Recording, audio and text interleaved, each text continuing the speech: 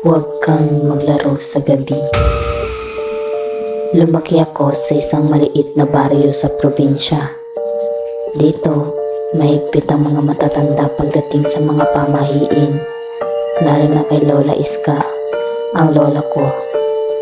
Hindi kami pinapayagang maglaro sa labas pagkagat ng dilim. Pag madilim na, hindi na kayo ang naglalaro, kundi sila.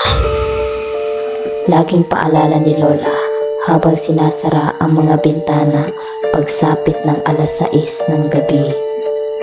Pero syempre, mga bata kami noon at gaya ng inaasahan, isang gabi, hindi ako nakinig.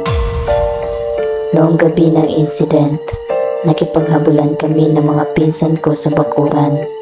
Masaya kami, hindi namin napansin ang oras.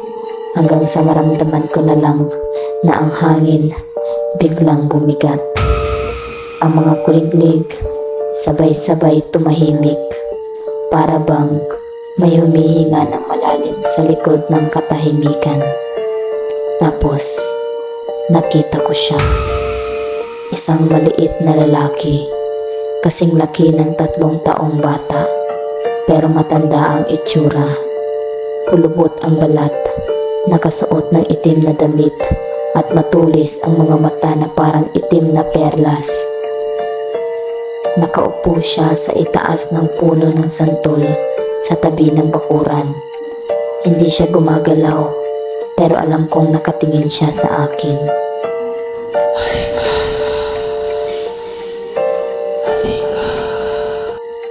Bulong niya. Tumakbo ko pabalik sa bahay nang hindi lumilingon. Pagpasok ko, sinabihan agad ako ni Lola na huwag tumuloy sa loob. Hindi ka dapat tumiretso. Sigaw niya. Pinapunta niya ako sa likod bahay. Pinapahira ng asin ang likod ko habang nagdarasal. May dumikit sa'yo. Sabi niya, Kung hindi mo yan nilisan, baka hindi ka na magising bukas. kinabukasan, narinig namin ang balita. Si Tonyo, isa sa mga kalaro ko, hindi na nagising sa kama niya. Wala raw sakit, wala ring sugat. Para bang natulog lang siya at hindi na bumangon. Nung nilibing siya, sinabi ng matandang albularyo na may nagalit na maliit na nilalang, isang duwende, dahil may naglaro sa lugar nila nang hindi nagpapaalam.